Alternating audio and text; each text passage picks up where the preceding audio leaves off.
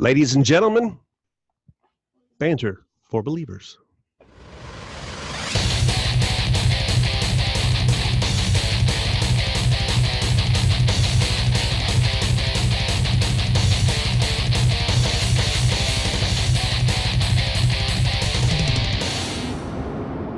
Dr. Hugh Ross is an astronomer and best-selling author. He travels the globe speaking on the compatibility of advancing scientific discoveries with the timeless truths of Christianity. His organization, Reasons to Believe, is dedicated to demonstrating via a variety of resources and events that science and biblical faith are allies, not enemies. Thank you so much for joining us, Doctor. Do we just call you Doctor? Dr. Hugh, Dr. Ross? What do you prefer? Hugh is fine. Hugh is fine. Okay. I just feel it feels awkward calling you just Hugh. We're not worthy. We're not worthy. Well, Hugh is great. Taking the time. Yeah, thank you. Yeah, so with me, I've got Shauna Joyner here. She's my sometimes co-host. And then we've got a guest co-host here with us, Todd. And just Todd. I think we'll go with that. Clower. Todd Clower, but you can just call me Todd. Now, I have listened to several of your debates. You have debated with atheists, well-known atheists, Peter Adkins. You've debated with young Earth creationists, Ken Ham, here recently, I think a year ago, and also Kent Hovind. I've got to say, all the videos I've watched, you really handle people with a lot of grace and a lot of patience. I've never seen you just get irate with anybody. As you'll find out in my latest book, Always Be Ready, I'm on the autistic spectrum. And so I do get irate, but it's usually 3 hours after it's all over. If only we could all have that gift. No kidding. It takes me a long time to realize I'm being insulted. Well, give us kind of, there are so many different views of the biblical creation. Or can you kind of give us a thumbnail of what those are, what different beliefs there are in the Christian theology? I've actually participated in several multi-view books where we actually explore the different positions. Latest one was called 4 Views on Creation, Evolution, and Intelligent Design. And I did one many years ago on 3 views. And interestingly, they don't overlap. I mean, I hold to a day-age creationist view. You have the 24-hour creation day view, the young Earth creationist view. You've got evolutionary creationism, which holds the idea that God does intervene in the realm of nature, but in a way that we can't see. You've got theistic evolution, and I found the difference between theistic evolution and evolutionary creationism is the evolutionary creationists do believe in the New Testament miracles. Many theistic evolutionists would deny that God intervenes in miraculous ways like you see in the Old and New Testament. Then you got the framework view. The framework view basically looks at Genesis 1 as predominantly speaking about a heavenly creation, and the earthly creation is secondary. And they also believe that there's poetic interpretations that need to be looked at, where they claim that the last 3 creation days are a filling of what God did in the first 3 creation days.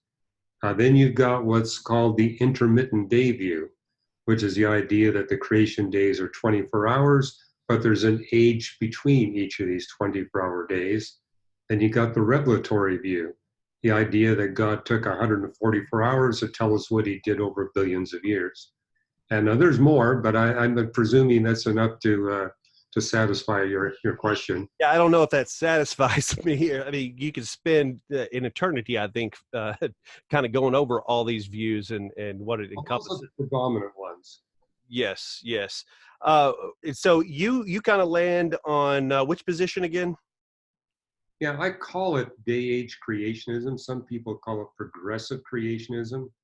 I'm a little leery of that term because it's been abused where people think, well, you just believe that things progress and God's not necessarily involved. That's not our position. We believe that God does directly and miraculously intervene throughout all of creation history, with the exception of the 7th day. We do believe God's at rest once he creates human beings. He rests from his work of creation. But yeah, our position is that the 6 days of creation are 6 consecutive, non-overlapping, long days or long periods of time. I would like to know how I could work 6 days and then take a permanent vacation on the 7th. Well, Sounds nice to me. well, the Bible does tell us that the 7th day will end. There's an 8th day of creation coming, the new creation. Okay. And do you believe that in that event it'll be a new heaven, a new earth, or is God just going to kind of establish his kingdom, a new kingdom on this earth? Like a lot of people believe, because when the flood hit, if you believe in a global flood, that he did not create an actual new earth, but he started over on this earth. Is that kind of where you fall in line? No, I would say that's a pessimistic view of the Christian faith to claim that our eternity is going to be here on planet Earth, because our planet is quite tiny. And I believe that God's going to redeem a significant percentage of humanity, probably in the neighborhood of 20 to 40%. And if that's the case, this planet is way too small to accommodate that many human beings. And when you look at Revelation 21, it says, I'm going to make everything new. And if you read it in some detail, which I've done and written in my book, Why the Universe is the Way It Is, it's a realm with completely different laws of physics and completely different dimensionality. So we're not talking our universe. We're not talking our Earth. Moreover, I think if you go through the entire Bible, in fact, I'm teaching on this in our church right now, what the Bible says about the end of the universe. And it's quite clear it's going to be replaced. The universe is finite in time.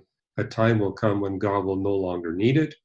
And the point I've made in a number of my books, the universe was designed with redemption in mind. So when God's work of redemption is finished, the purpose of the universe will have been completed. There's no longer a need for the universe. And so God's going to replace it with a brand new realm with radically different laws of physics, radically different dimensionality. And to be explicit, it's going to be a realm with no gravity, no electromagnetism, Oh, really? no dynamics. Well, that's wonderful because nothing's going to decay. I can create whatever I want. I don't have to worry about maintaining it. I think that's going to be kind of wonderful. It also says that our relationships are no longer going to be linear. They'll be geometric, which means I'm going to be able to relate simultaneously at a far more intimate level than is possible in this creation, with as many millions or billions of individuals as I want. Can't do that in this creation, but the new creation you will. Wow, that's I've never heard it, but No, that way and for that just like linear. it's so many questions. And if you were saying 20 to 40%, you said being redeemed. Now I'm going, what about the other 60 to 80? So, if we're speaking of heaven not being in this universe and this universe being finite, and those 20 to 40% that are redeemed, yeah, my brain immediately goes to the other side going, oh. So what is your opinion on that, or your? Well, it's not my opinion. Jesus made it clear that the majority would choose to reject his offer of redemption. Only a minority will receive it. If you look at Zechariah 13, it prophesies a time will come when 1/3 of the living Jews will recognize that Jesus is their Savior and become his followers. So it seems to indicate that at least for the Jewish kith, the standard is roughly 1/3. And there's a very large percentage of the human population today that are serious followers of Jesus Christ. So I think a percentage below 10% basically says if it's that low, the Great Commission should have been fulfilled a long time ago. And Jesus hasn't come back. So I think we're looking at a higher percentage than 10, probably a higher percentage than 20, but probably not a higher percentage than 40 or 45. And my whole point is God gives each of us a choice of where we want to spend eternity. It's not going to be in this universe. but you get to, spend eternity with God or eternity without God. And evidently, he's created two different locales where one, you never have to have any fellowship with God for the rest of eternity. If that's what you want, he's got a place for you. Christians refer to it as hell. And I think what makes it bad is the fact that God's not there. Yes, Absence of God, right? I've actually heard that, and once I heard that, it kind of just negated the whole hellfire and brimstone, and just the fact that you are separated from God is what makes it what we call hell. So, well, keep in mind, all the inhabitants of hell, that's exactly what they want. They want nothing to do with God. And God says, fine, I created this place. And actually, I've argued in my book, Beyond the Cosmos, God created hell in a way that's optimal for the people that are there, given their choice. Because what's really, I think, awful about hell is everybody else in hell is like yourself. They want nothing to do with God. And therefore, they're not going to be pleasant people to hang around with. So it's the company you keep that really makes hell a horrifying place. And keep in mind, the fallen angels are there too. And they're not pleasant individuals to hang around with either. Well, yeah. When people say that their kids are little angels, I always I say, well, Lucifer was an angel as well. So, I'm trying to make this segue back into what we were originally talking about, because this is a great discussion as well. But I mean, it seems to be you believe in the basic tenets of the faith. Jesus Christ came down to redeem us and reconcile us unto God and bring us salvation and those important vital beliefs in Christianity. But when it comes to the the creation account, you believe in this old earth model. Obviously, you don't believe that it goes against the scriptural view of a literal or a 6 days. You believe. Why do you think that we've interpreted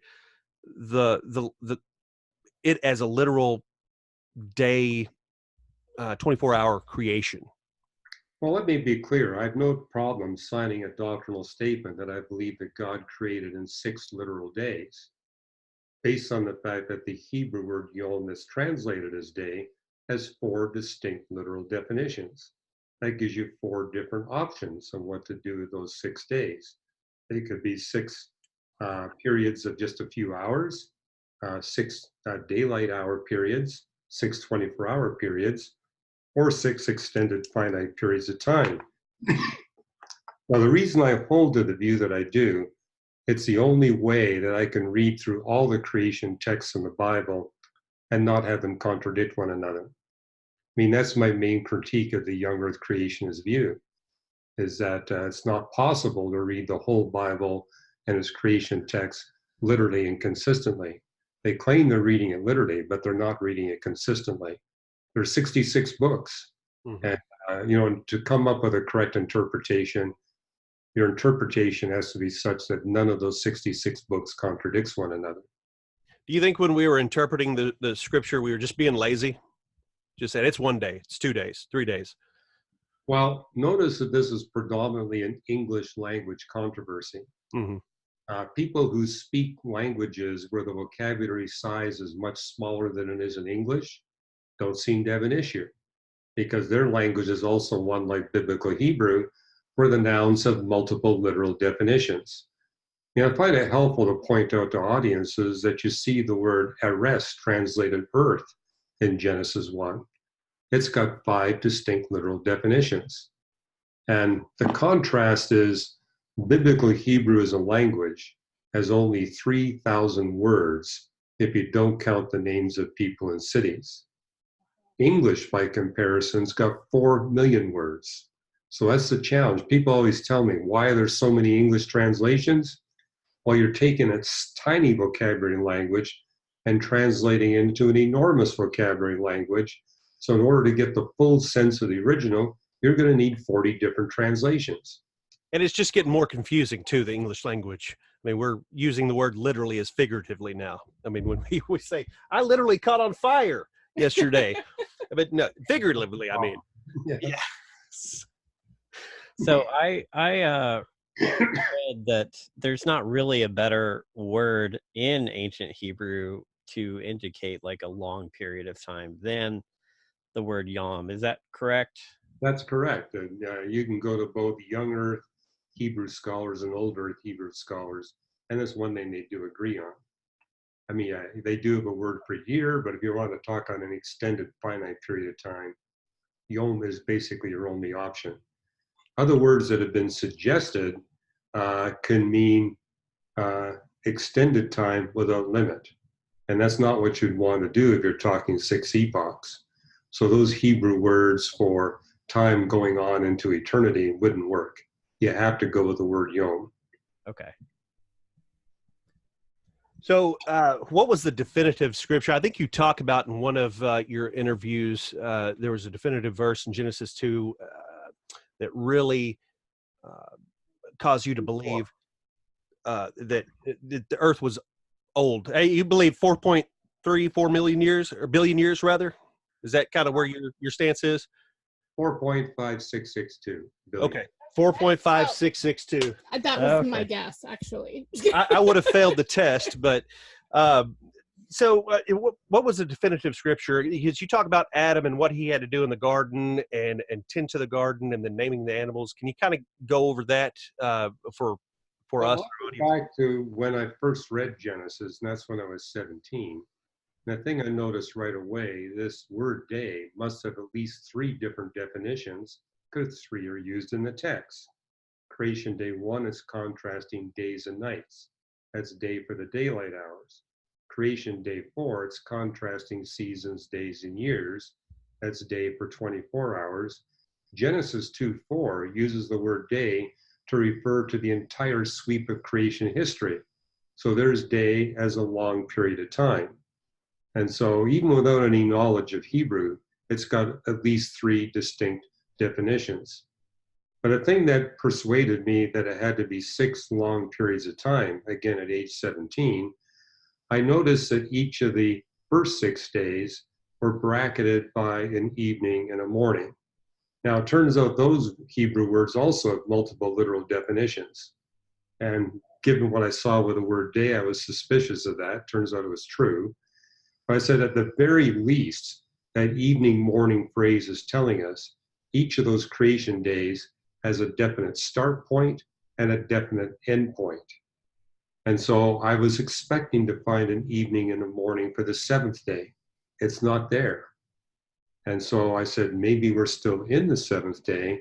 And I found 3 texts beyond Genesis, Psalm 95, John 5, and Hebrews 4, that tell us we're still in the 7th day. So if the 7th day is ongoing, it would make sense that the first 6 days likewise were significant passages of time. And actually, it was a breakthrough for me. You know, part of my story was I was obsessive about astronomy from the age of 7. I was reading 5 books a week on physics and astronomy, and that got my parents concerned. And so, when I was about 10 and a half, they said, we got to get Hugh out of all this focus on astronomy and physics. Get him in some sports. Well, they tried that. That didn't work very well. But what they did is they bought our family, this big, thick book on evolutionary biology. I was the only one in the family that read it. But I went to my parents and said, Mom, Dad, the numbers don't add up. Oh. Speciation before humanity and hardly any afterwards. Can you tell me why? I said, go ask your science teachers. The science teachers said, well, you know, some of those professors at university taught to them, they couldn't help me either. First time I picked up my Gideon Bible, looked at Genesis 1, I said, this answers the fossil record enigma. The reason we see all the speciation before humanity, those are the 6 days when God's creating. The reason we don't see it in the human era, during the human era, God stops creating. So I said, that answers the fossil record enigma. But that also affirmed my day-age interpretation. And then when you get to Genesis 2, the point you made, look at everything Adam does before Eve shows up. And according to Genesis 1, Eve was created on creation day 6. And so if you look at everything Adam was doing before Eve shows up, at a minimum, you're talking several months. So on that basis, day 6 likewise, as with day 7, must be a significant passage of time. And you're referring to like just naming the animals and things like that? Well, the first thing God had him do was tend the garden. Some translations say work the garden. And I think God left him tending the garden long enough to realize there's got to be more to life than gardening. And then, you can't do that in one 24-hour day. I mean, it was a gorgeous garden. It would take quite a while for him to realize, something's missing here.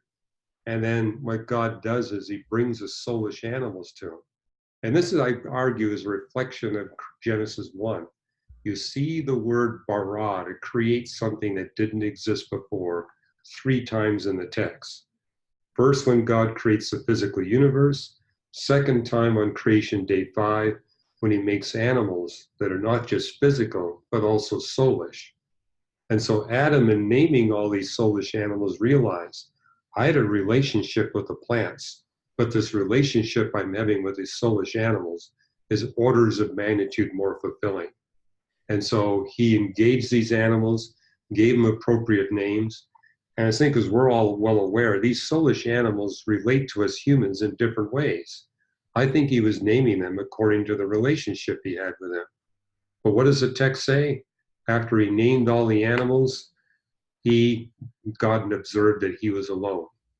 It takes time to feel lonely, to realize, what, these dogs and cats and lions and tigers and elephants, they're great. But there's something, I'm just not being fulfilled here. Because Adam was not just a soulish animal, he was a spirit animal. And so God creates Eve, and then Adam recognizes, finally, someone I can relate to at my full capability, body, soul, and spirit. And my whole point is, you can't do all that in a few seconds at the end of a 24-hour day. Sure. This is clearly a passage of significant time. Yeah. And I find it interesting that everything that God created was good. It was good, but it was not good for man to be alone. And that's why he created Eve as his partner. So, right. So just a bit of huology, I guess, just your personal thoughts, before day 1, before God created, it says in the beginning, God, his spirit was hovering over the waters. And what do you think? Do you think he's created? I mean, we think he's going to have a new creation with new laws of physics and everything. Do you think he's created before us? I mean, do you have any thoughts on what God might have been doing before he created this world and brought this story to us, our creation story to us? Well, the Bible is silent on the date that God created the angels. He may have created those angels before he created the universe. He may have done it after. Job 38:7 does say that the angels were witnesses to God laying down the foundations of the earth. So they've been around at least for a few billion years, but they could have been around before the universe. We don't know. The one thing that the Bible tells us that God was doing before he created, it says that he began his works of redemption before he created anything. So evidently God, the triune God, was working out their plan of how they were going to redeem billions of human beings before they created anything in this universe. As if they knew that we were going to fall.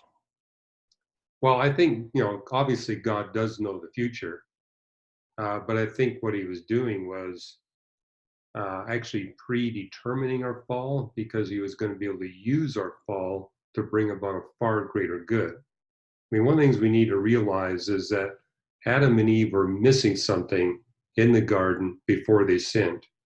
They did not have eternal security. They did not have an eternally secure relationship with God.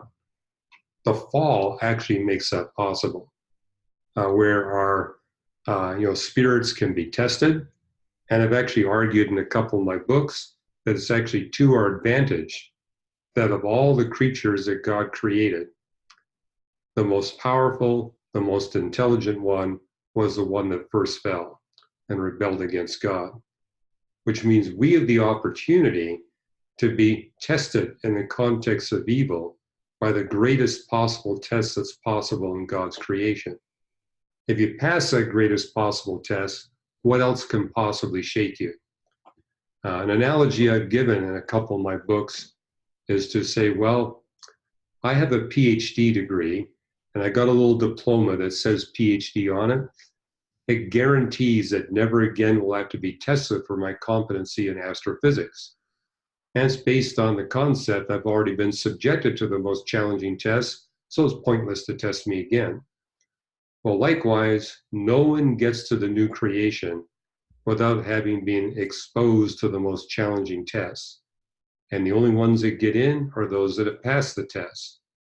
But I think what's also interesting, I tell this story in why the universe is the way it is that we are no match for Satan. If we try to pass this test in our own effort, we will fail. And I remember the first day of my graduate program at the University of Toronto. There were 13 of us in the freshman astrophysics class. The professor sat us down and said, "This is the University of Toronto, the best university in all of Canada. You 13 are the cream of the crop, but we're going to put you through a regimen that is so challenging, none of you, no matter how hard you work or how intelligent you are, will pass. You'll only pass if you receive our help, and we're here to help you." And 7 of my colleagues, 7 of us 13, did not get their degrees. And I know a couple of them didn't take adequate advantage of what the professors were offering, and so they didn't get their degree. Here's the difference. My professors said this is the only way you'll pass, but they didn't give me a guarantee. I could come from all the help I want, and that might not be enough. In the Christian faith, God tells us, if you come to me for what you're not able to do for yourself, I guarantee you will overcome the tests that Satan and his demons will throw at you. He offers us a guarantee. And that to me is the wonder of the new creation. We live there without sin or evil, with an enhanced free will, with zero potential we'll ever use our free will for evil intent. But the only way that works, you got to pass the test. Therefore, we have to be exposed to that test, which is why I think God all along had it set up that Adam and Eve would face this test, face the test alone, and that they would fail.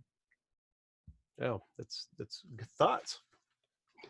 You had a question on the being light and then the sun. Okay. Yeah. And I think this kind of goes along with one of your questions, because that was your question. And then I don't know, when I read the account of, trying to put my mind in the Old Earth creation account, the first day God creates light. On the fourth day, it says he creates day and night, which indicates to me, well, obviously he's already created light. Maybe he's rotating the earth or, setting the seasons, because it also mentions seasons there. But then he's flipping over the pancakes so the other side can bake a little bit, right? But then I began to wonder, because it says on the third day that he created plants and trees. So like, if, it's an Old Earth account, how would plants and trees survive, over a long period of time, if there's only, if there's not night and day, if it's just day all the time, or, that would seem a little scorching. Does that make sense? I'm rather surprised that this is even an issue. And I think the problem is that Christians don't recognize this is an intractable problem for both young earth creationists and old earth creationists. Plants are not going to be able to survive even a microsecond without the heat of the sun. And so if you don't build the sun into your interpretation model of creation's days 1, 2, and 3, then you might as well throw away the Bible. Clearly, it's talking the sun is not even physically possible. However, when I was examining this at age 17, the thing I picked up on is Genesis 1:2 gives us the frame of reference for the 6 days of creation.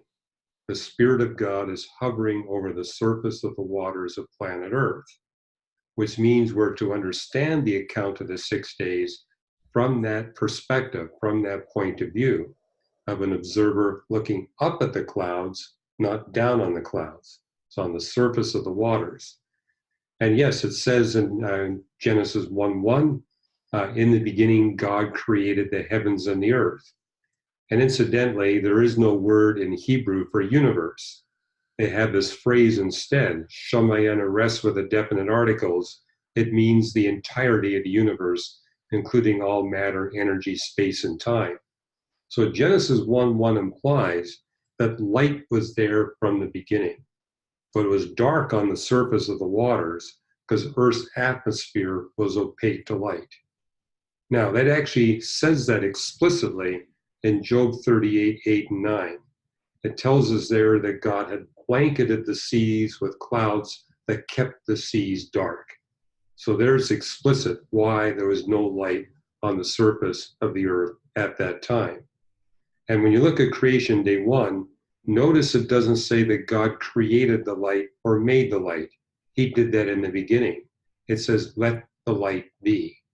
So it's basically telling us this is the time when the light outside the clouds is actually able to come through the clouds and have light on the surface of the earth, which I believe is when photosynthesis began. Once you got light coming through the surface of the waters, God can create these cyanobacteria. And now that begins to transform the earth for the future advanced life. And on creation day 4, it says, let there be the great lights. Again, it doesn't use the word create or make. It says, let there be. And I believe that's when the atmosphere went from translucent to transparent. So from creation's days 1, 2, and 3, the atmosphere was hazy. Light could come through, but it was so hazy that creatures on the surface of the earth could not see the sun, moon, and stars in the sky. But on day 4, the atmosphere loses its haziness, and now you can see the sun, moon, and stars. I actually wrote a blog on this in June 18th, 2018. I do a weekly blog called Today's New Reason to Believe. But in that blog, I was reporting on an experiment done by physicists, because we know in detail the oxygen history of the Earth. And we know, for example, that the oxygen level in the atmosphere was really low. But there was a moment 580 million years ago where the oxygen jumped from less than 1% in the atmosphere very suddenly up to 8%. So they actually did an experiment in the lab where they took the Earth's atmosphere and buried the oxygen content. And what they discovered is if it's less than 1%, you get an extremely hazy atmosphere. You're not going to be able to see the sun, moon, and stars. But as they kept pushing the oxygen content up, the haze began to dissipate, and at 8%, you could actually see everything in the sky. And what you see on creation day 4, it says, let there be the great lights, so they may serve as signs to mark seasons, days, and years. Who needs those signs? It's going to be the future animals that God creates on day 5. Animals, unlike bacteria, need to know where the sun, moon, and stars are in the sky to regulate their biological clocks. So on day 4, the atmosphere is transformed. Day 5, God creates these animals. What I think is really fascinating when you look at the fossil record, the moment the oxygen jumps from less than 1% to 8%, immediately you've got animals. There's no time delay. You go from nothing but microbes and colonies of microbes to animals as big as 2 meters across. From an evolutionary perspective, you'd expect a significant passage of time with an evolutionary history. We see no evidence of that.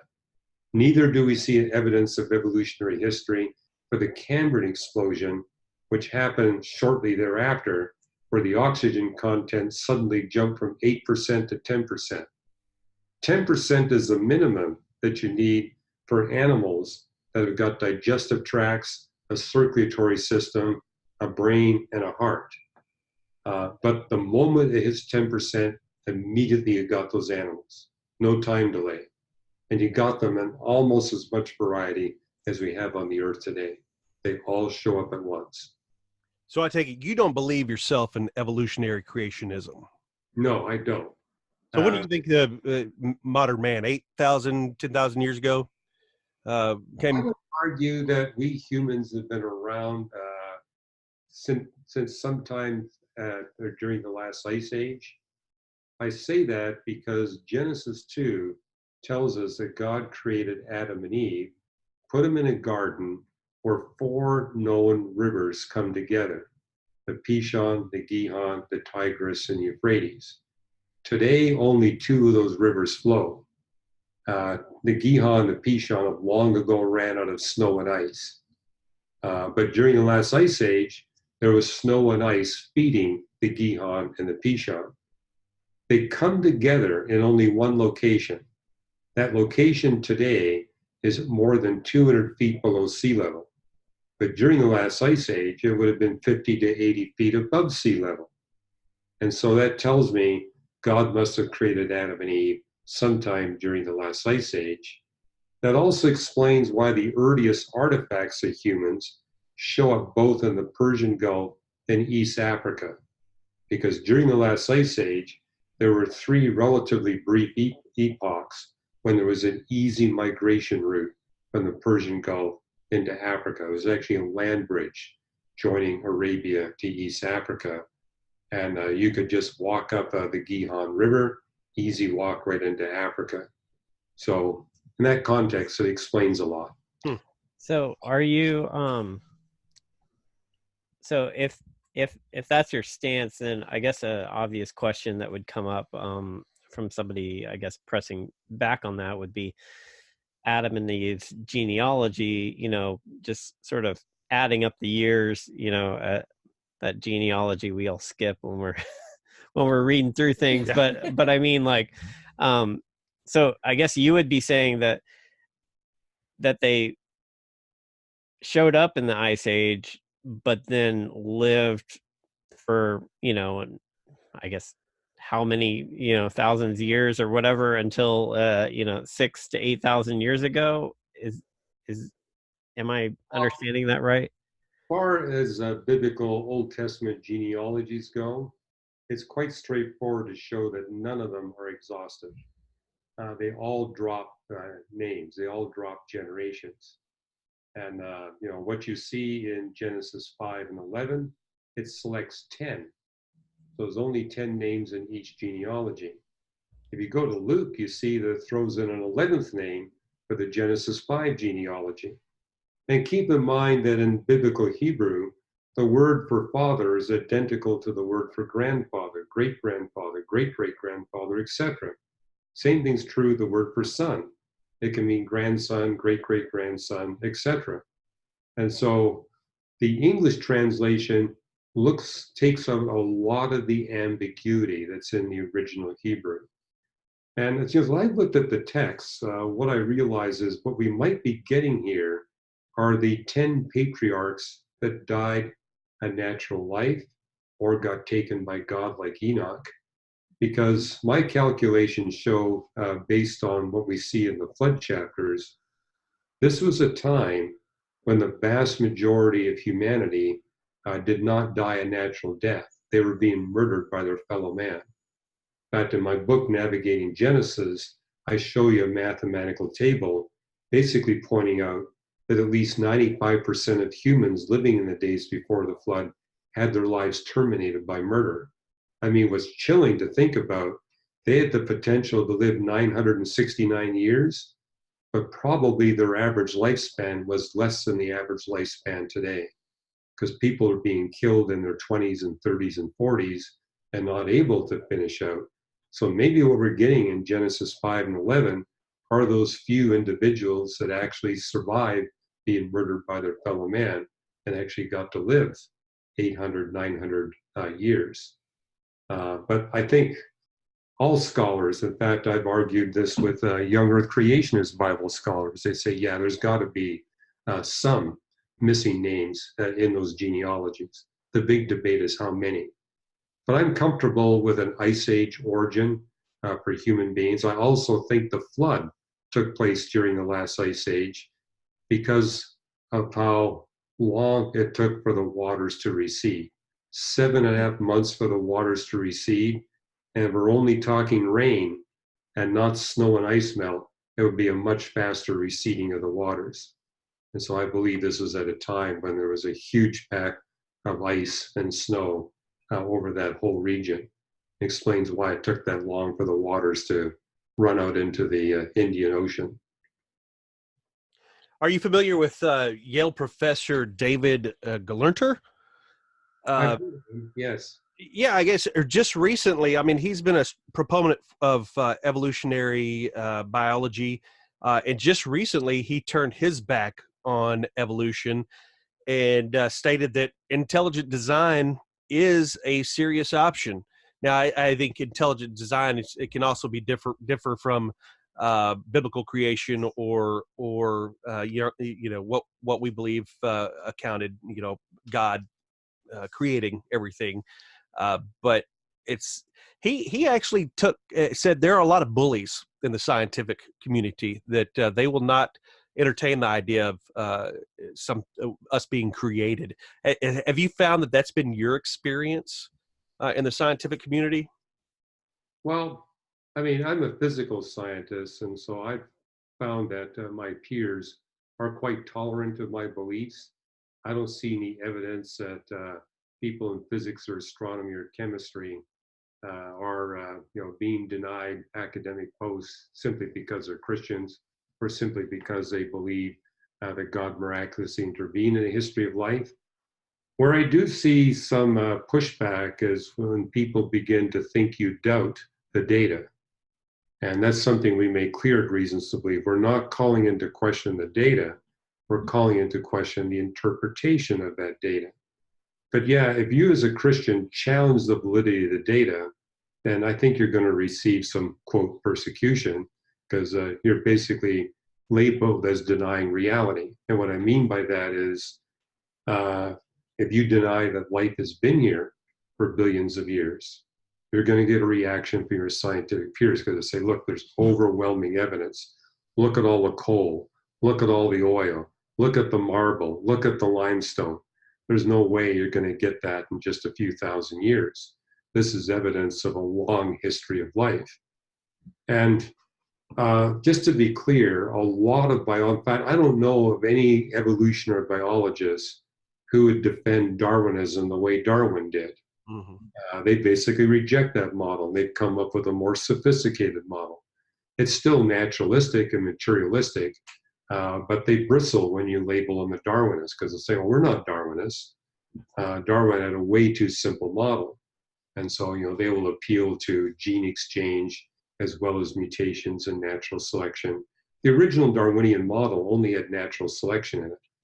So, but I've also found that, even committed atheists in evolutionary biology, they quite freely admit that there is no materialistic explanation for the origin of life.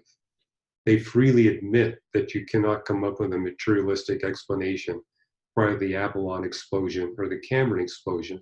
So they're not claiming that they have a worked out materialist model. In fact, they're quite open. We don't have that. And on that basis, they have to be open to a supernatural explanation. However, they tend to bristle when you use the term intelligent design, because they identify the term intelligent design with the intelligent design movement. And historically, that movement has been a strategy.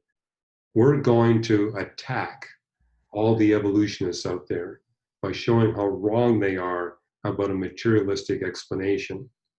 And but they do it without an alternative model. And they're not understanding how the scientific community works. They're going to hang on to their models, no matter how many flaws you point out in those models, until you show them a different model that's got greater explanatory power and greater predictive success.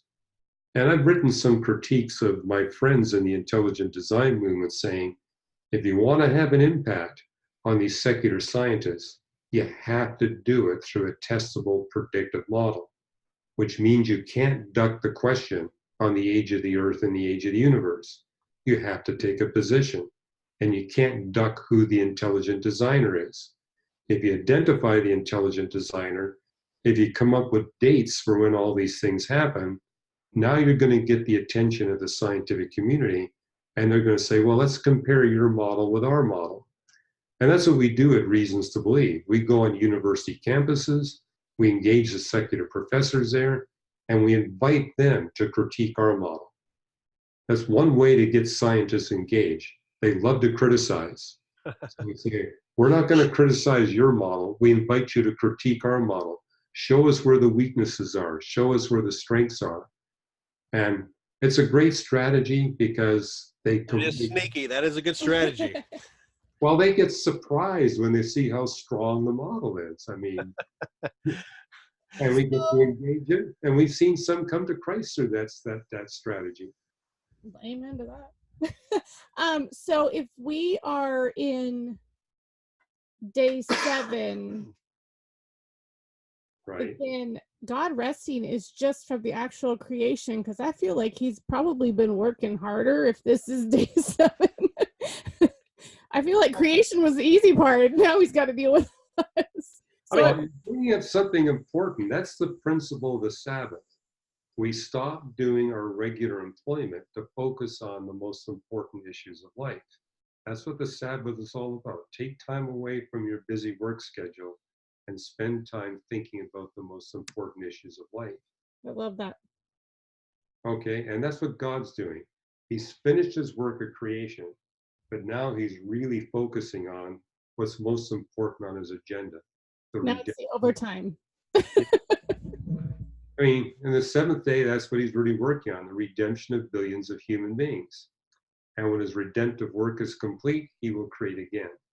So it's just kind of like our work week. Sunday doesn't last forever. When that day's Thank God for Labor Day. Yeah. Who created that? I don't know. Yeah, I don't get it off. I'm sorry, Todd. Well, tell me, how broad can the spectrum of views be when it comes to creationism without contradicting Scripture? Well, let me put it this way. All those views that we talked about at the beginning of this interview, I think you could hold any one of those views and still be a faithful Christian, because none of those views really impact any of the significant doctrines of the Christian faith. I mean, if you look at the creeds really don't take a position on the age of the universe or how life got here. It does take a position that God's responsible for the whole of creation. So it says that. And that's what I admire about the creeds. They stick to the essentials. And so all these different positions do not affect the essentials of the Christian faith. They're not salvation doctrines. However, they're not insignificant differences either.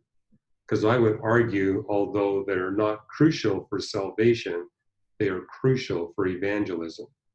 If you want to have an impact on people who are not yet believers, you need a credible creation model. If you try to put forward a model that they know is not credible, you're going to have a hard time leading them to Christ. Yeah. So it's an evangelism issue, but not a salvation issue. So where would you for an unbeliever, believer? Is that Justin Bieber? Is that trying to Justin Bieber? We're going to try to get him on our show one day.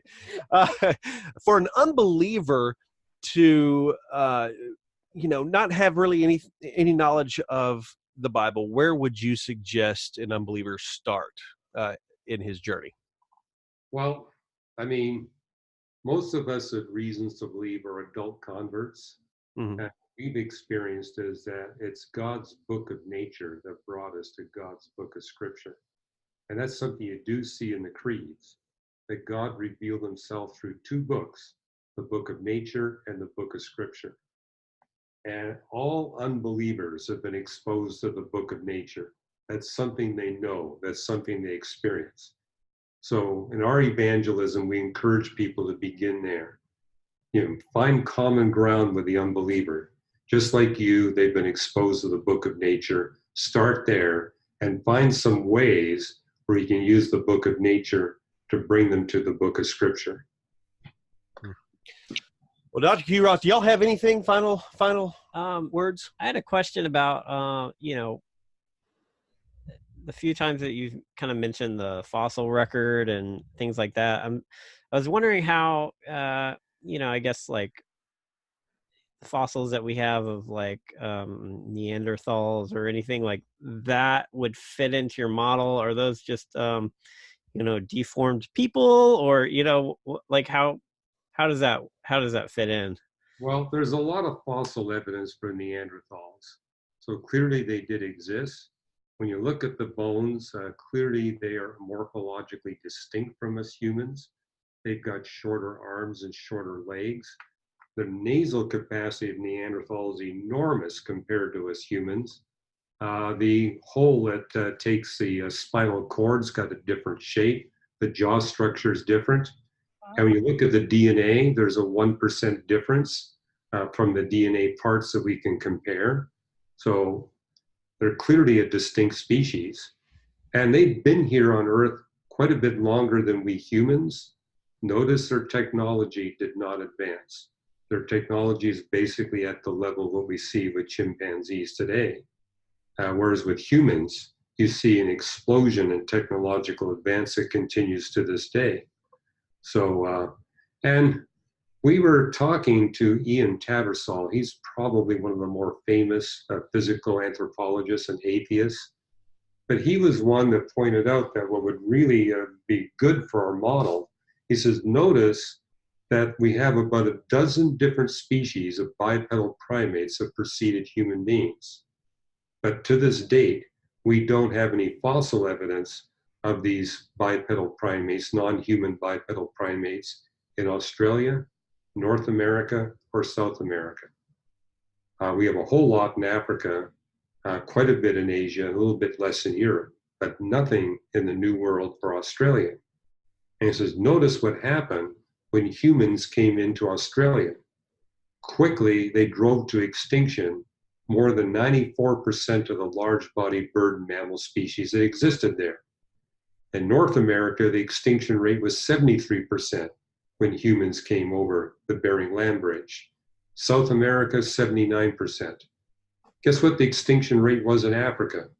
Only 4.5%. Europe, it was just 30%. And here's the whole point.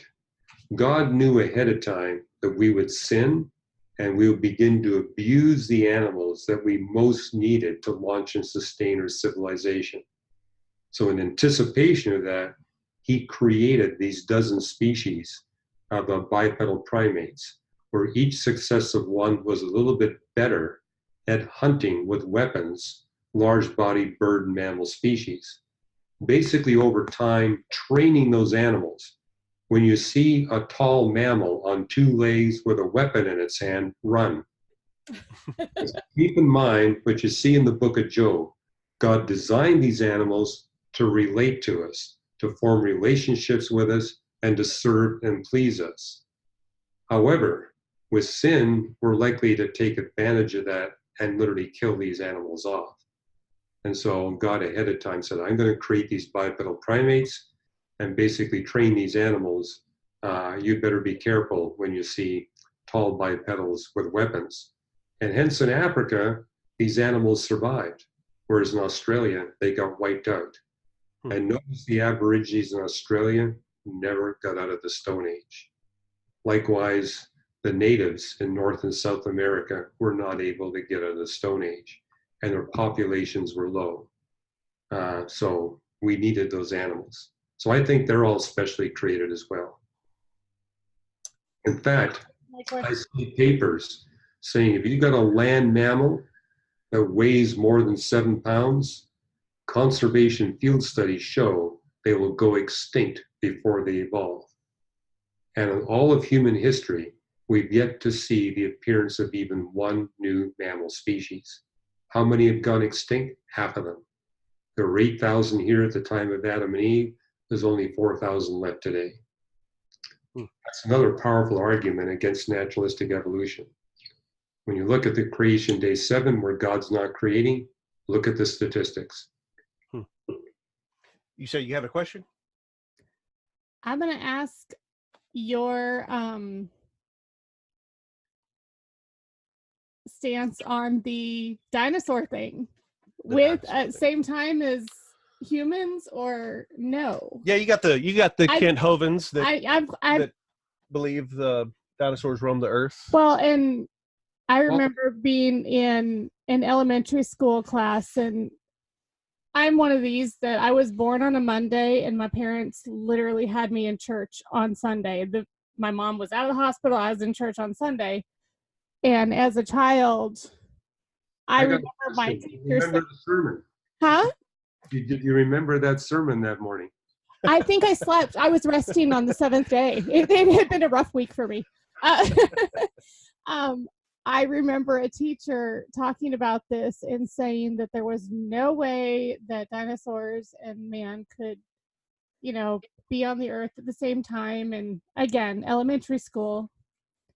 And I would just remember saying to the teacher, what if God put all those bones there as a joke? And, my little brain, I'm like, God's God. He can do what he wants. If he made the earth, he can do what he wants with it. So that's my question is, where is your, what's your stance on that? Because I know that Genesis does speak of very large animals. Well, I think the best biblical text is Psalm 104, because it makes the point that God packs our planet with as much life as possible and as diverse as possible. And I believe he's been doing that throughout the entire history of life. And so when you've got a time when Earth has shallow seas all over the continents, you can create these really big land animals. You can't have animals that big today. There isn't the water support to sustain that high body weight. So the biggest land animal you can have without water support is about the size of an elephant. Dinosaurs were clearly, at least some of them, were much, much bigger. But the reason why they could roam the earth in such great abundance that we got fossils everywhere today is that we had shallow seas over Asia and South America and North America. And where do we find these dinosaur bones? We only find them where you had these shallow seas. And so between 250 million years ago and 66 million years ago, there were 3 long epochs where we had these big shallow seas. And hence we get 3 different generations of dinosaurs, basically making the point, God's going to take advantage of whatever geology and geography exists on the earth to create as diverse a range of species as possible. So that explains why there was dinosaurs 100 million years ago and why there aren't any today. And you say, well, what purpose do they serve? All that life that God created in the past builds up biodeposits that we humans can use to sustain our advanced civilization. So none of it was a waste. 3.8 billion years of life history previous to humanity explains why we got cities all over the world with billions of us using high technology to communicate to one another. And we need that high-tech technology in order to communicate the gospel message to billions of human beings in a short period of time. So you can thank God for creating dinosaurs. Where they fit in the creation story, probably somewhere in the middle of creation day 5. Okay. But they would have gone extinct long before humans showed up. So would a young Earth creationist argue that those biodeposits were just placed there beforehand by God, for that they're just there, kind of like, like she had like I did when I was young with the dinosaur bones. Yeah. But I don't know of any young Earth creationists that would go that far. I mean, they would agree with me that these were real creatures that existed on the face of the earth. Their argument is that they've been incorrectly dated and that humans and dinosaurs actually were on the earth together. And their main argument is that they claim that Job 40 and 41 are referring to dinosaurs, the behemoth and the Leviathan. I've written about that in my book, Hidden Treasures in the Book of Job, making the point that you need to look at Job 38 to 42 in its entirety. And what God is basically communicating is to Job and his friends, you've been able to tame all the soulish animals I've created. Notice some are more difficult to tame than others. The goat is easy to tame. The deer is easy to tame. The cow is a lot more challenging to tame. The most difficult to tame of all are the Leviathan and the behemoth. But you've even had success there. But notice it takes a higher being to tame these nephesh animals. Likewise, it takes a higher being to tame a human being. Job 42 ends with God saying, no human can bring humility into a proud human heart. It takes a higher being to make that happen. And he basically says, Job came to me for what he was not able to do himself. The rest of you didn't. I'm going to ask my servant Job to pray for you, that you'll humble yourself before me so that you will gain the humility that you need to overcome the pride that you can't overcome yourself. So young earth creationists are really missing the spiritual lesson. And if you actually look in detail at Job 40 and 41, it's describing the hippopotamus and the crocodile, the two most difficult nephesh animals to tame. It has been done, but it's extraordinarily difficult. And if you're not careful, you're going to experience severe bodily harm, because that's what the text is saying. These animals are dangerous. The only way you're going to tame a hippopotamus, you take that baby hippopotamus from its mother. It happens when the mother dies in childbirth, and humans rescue this newborn hippopotamus. And if you spend time with that hippo every day, you can tame the hippopotamus. In fact, you can go online and watch a video of a tamed hippopotamus in South Africa that comes in every day and joins the family for their meals. But it was tamed from the time it was born. That's where we got the game Hungry Hippo. Yeah. No. Yeah, crocodile is even more difficult to tame. But I'm going to go ahead and take your word on that one. Yeah, be careful with the crocodiles and the alligators, but they can be tamed. But the whole point is it takes a higher being to pull it off. Likewise, it takes a higher being to tame us humans. If we don't come to God for salvation, it's not going to happen. Amen. Well, Dr. Ross, to respect your time, I know we've probably gone over, and thanks for being flexible with us on these questions. Thanks. It's been informative, eventful discussion. Thank you. And so we are so thankful to have you on the show with us today. I'll let you get back to whatever you've got to do today on this Saturday, rub your wife's feet or whatever she's got planned for you. So, but we appreciate it. And Dr. Hugh Ross, author, astronomer, Reasons to Believe. You can visit them at reasons.org for more information. Is that correct? Well, not only that, if you go to reasons.org/Ross, you can get free chapters of my book. Oh, hello. Free chapters. Yay. I like Right. free. Nice. Very good. Get a sampling of what we offer. Absolutely. Well, thank you so much for joining us. We hope you have a blessed rest of your day and rest of your week ahead of you. Okay, well, this has All been right. fun. Well, thank Yes, you. sir. Thank Doctor. you. Thank you. Bye-bye.